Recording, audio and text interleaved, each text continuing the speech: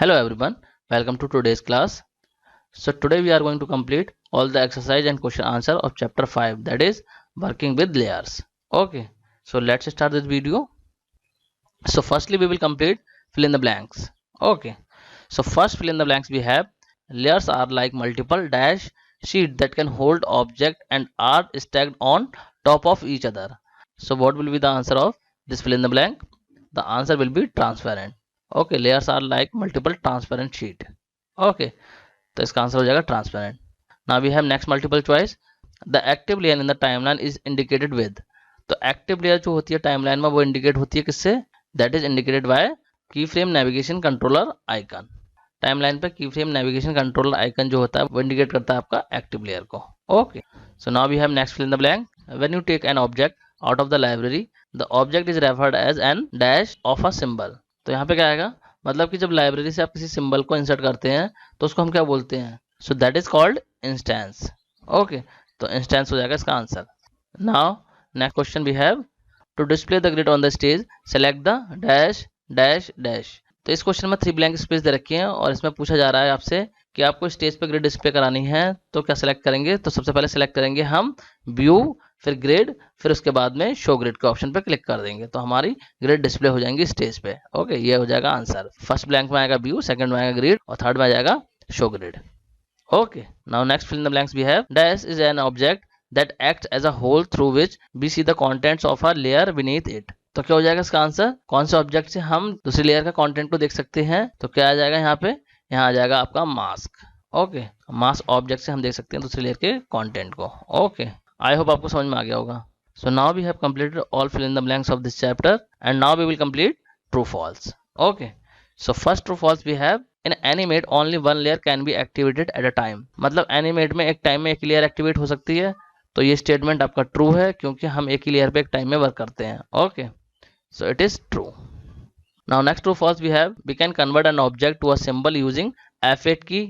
क्या हम F8 की को यूज करके किसी भी ऑब्जेक्ट को सिंबल में कन्वर्ट कर सकते हैं?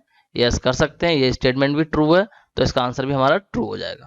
Okay, now next true false we have the speed of the animation can be adjusted in the work area. तो क्या एनिमेशन की स्पीड को एडजस्ट कर सकते हैं हम वर्क एरिया पे? यस, कर सकते हैं. तो ये भी हमारा स्टेटमेंट ट्रू हो जाएगा. ठीक है, इसका आंसर भी ट्रू हो जाएगा.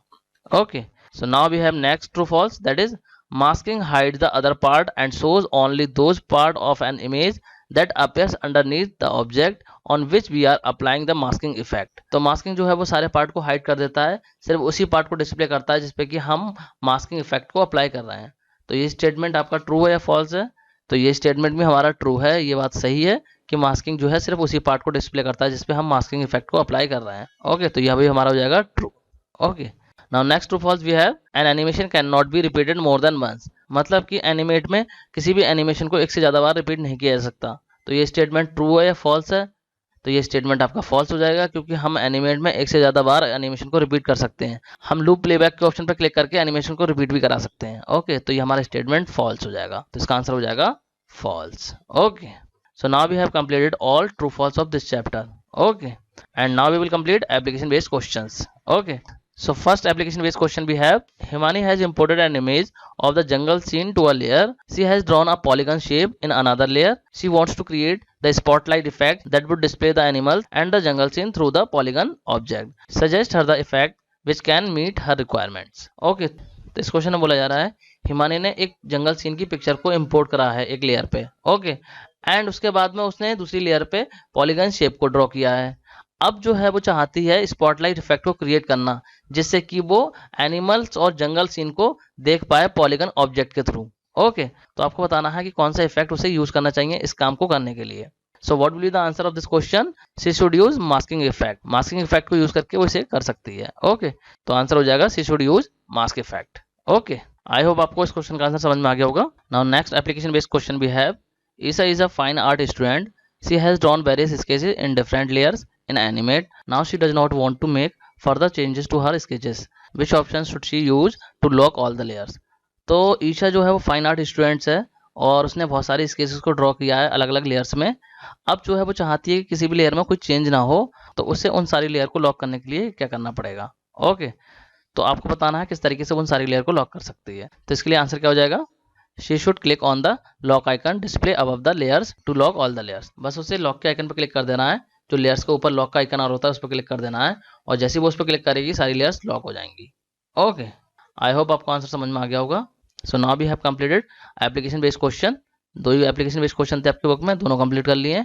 अब देखते हैं multiple choice questions. So first multiple choice question we have, which tool allow you to see the faint ghost image of the previous layer. तो कौन सा टूल आपको प्रीवियस लेयर की फेंट घोस्ट इमेज देखने में हेल्प करता है? फर्स्ट ऑप्शन है onion skin, second timeline, third layer. तो कौन सा हो जाएगा इसका आंसर? इसका आंसर हो जाएगा A, onion skin. Okay, now next question, which option is use to repeat the animation. कौन सा ऑप्शन जो होता है वो हम एनिमेशन को रिपीट करने के लिए यूज करते हैं? तो इसमें से कौन सा करेक्ट आंसर हो जाएगा? ए आपका कंट्रोल प्लस F6, बी आपका कंट्रोल प्लस प्ले, और सी है कंट्रोल प्लस लूप बैक। तो इसका करेक्ट आंसर हो जाएगा C, control plus loop back. Okay, now next question, which key combination group the object in animate.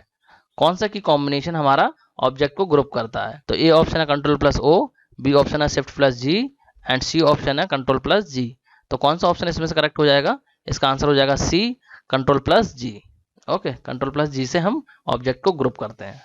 Okay, तो आपके इस चैप्टर में ओनली 3 मल्टीपल चॉइस क्वेश्चन दे रखे हैं, तो हमने तीनों को कंप्लीट कर लिया है। तो ये हमारा डी पार्ट था, इसको हमने कंप्लीट कर लिया है। तो चलिए अब देखते हैं ई पार्ट को। तो first question we have, what do you understand by the term layer. तो इस क्वेश्चन में आपको बताना है लेयर के बारे में, ठीक है, लेयर क्या होती है। तो चलिए देखते हैं इसका answer. Here is the answer of this question. Layers are like transparent sheet that can hold objects and are stacked on top of each other. Layers are useful while developing a big animation movie.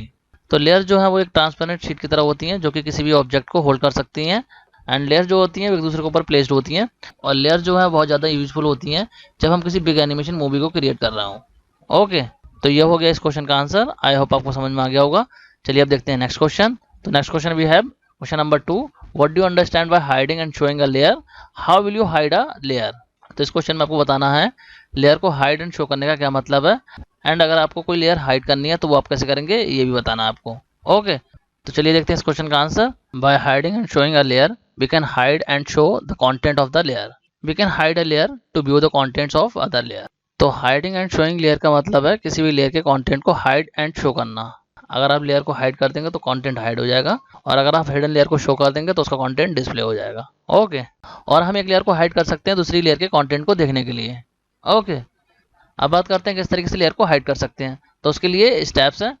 To hide a layer follow दीजिए step. Step number 1, select the layer to be hide. आपको select कर लेनी है जिस layer को भी आपको hide करना है। Then click on the white dot under the eye column. फिर वाइट डॉट पर क्लिक करना है जो कि आई कॉलम के नीचे आ रही होती है, मतलब कि जहाँ पे लेयर आ रही होती है वहीं पे आपको एक आई का आइकन मिलता है, ठीक है। उन्हीं लेयर्स के ऊपर आपको एक आई का आइकन मिलेगा। उस आइकन के नीचे आपको देखेंगे तो एक व्हाइट डॉट आ रहा होगा, उस व्हाइट डॉट पे आप क्लिक कर देंगे तो क्या होगा, आपकी लेयर हाइड हो जाएगी। Selected layer will be hidden. Okay, so these are the steps to hide a layer. तो ये कंप्लीट हो गया क्वेश्चन नंबर 2 का आंसर। आई होप आपको समझ में आ गया होगा। तो चलिए अब देखते हैं next question, that is question number 3, write any 2 methods to rename a layer. तो इस क्वेश्चन में आपसे लेयर को रीनेम करने के 2 मेथड पूछे गए हैं। तो चलिए देखते हैं दोनों मेथड्स को। तो पहले देखते हैं मेथड नंबर 1 को। तो मेथड नंबर 1 में ये स्टेप्स हैं। Step number 1, click on the layer which you want to rename, double click on the layer and type the new name. तो मेथड 1 में तो ये हो गया कि जिस लेयर को भी आपको रीनेम करना है उस लेयर को सिलेक्ट कर लीजिए और उस पर डबल क्लिक कीजिए और उसके बाद में नेम टाइप कर दीजिए, आपकी लेयर जो होगी वो रीनेम हो जाएगी। ओके, ये हो गया मेथड नंबर 1। अब बात करते हैं मेथड नंबर 2 की। तो मेथड नंबर 2 में ये स्टेप्स हैं। Step number 1, right click on the layer name, select the properties option from the context menu or choose modify, then timeline, then layer properties from the menu. The layer properties dialog box appears. Type the new name in the name text box and click OK. तो method 2 में क्या है, जिस layer को भी rename करना है उस लेयर पे राइट क्लिक कर लेना है और राइट क्लिक करने के बाद में प्रॉपर्टीज के ऑप्शन पे क्लिक कर देना है, या फिर आप जा सकते हैं मॉडिफाई में और मॉडिफाई में जाके टाइमलाइन के ऑप्शन पे क्लिक करना है और टाइमलाइन वाले ऑप्शन में से लेयर प्रॉपर्टीज वाले ऑप्शन को क्लिक कर देना है। उसके बाद आपको नेम टेक्स्ट बॉक्स मिलेगा वहाँ पे, उसमें जाके आपको न्यू नेम टाइप कर देना है, आपकी लेयर का नेम रीनेम हो जाएगा। ओके, तो ये हो गया मेथड नंबर 2। तो ये हो गया कंप्लीट इस क्वेश्चन का आंसर। आई होप आप लोगों को समझ में आ गया होगा। अब देखते हैं next question, that is question number 4, what do you know about masking in animate. तो इस क्वेश्चन में आपसे मास्किंग के बारे में पूछा गया कि मास्किंग क्या होती है, उसके बारे में आपको बताना है। Okay, in animate masking is a way to selectively hide and display the content on a layer. This acts as a hole through which we see the content of the other layers beneath it. Masking is often used in Animate to create a spotlight effect that would display the text or object through a hole.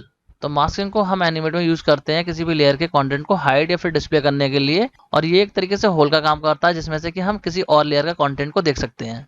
And animate में masking को spotlight effect को create करने के लिए भी use किया जाता है। ओके, तो ये कंप्लीट हो गया इस क्वेश्चन का आंसर। आई होप आपको समझ में आ गया होगा। Okay, and now we have completed all the exercise and question answer of this chapter.